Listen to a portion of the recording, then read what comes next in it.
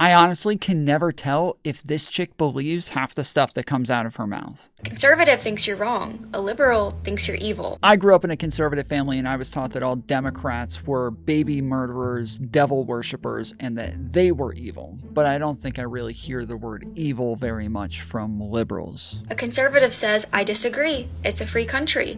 A liberal says, I disagree. You should lose your job. Those aren't really liberals, those are leftists. There's a difference between liberals and leftists. I do know that conservatives say, we disagree, so I want to take away your rights. We disagree, so you should get deported. We disagree, so I'm going inside the Capitol. A conservative wants freedom from the system. A liberal wants freedom funded by the system. Those are literally the same things. A conservative says, toughen up. A liberal says, trigger warning. Actually, trigger warnings were invented in safe spaces. Sorry, I meant echo chambers.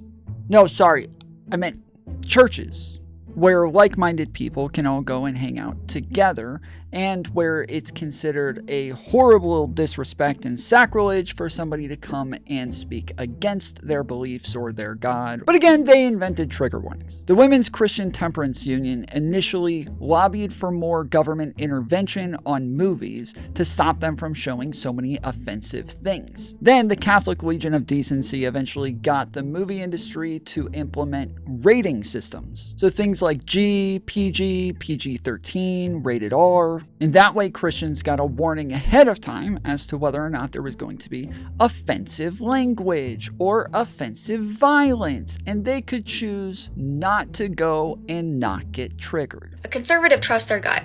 A liberal trusts 42 peer-funded studies. Actually, I'll give her that one. We are more logical and empirically minded, so I'm actually blown away she's willing to admit that. A conservative waves a flag. A liberal waves 17 flags and still calls this country oppressive. Again, I think she's getting liberals mixed up with leftists. Leftists think the country is oppressive. Liberals like our country. But I know Donald Trump and his followers are always saying that he's oppressed.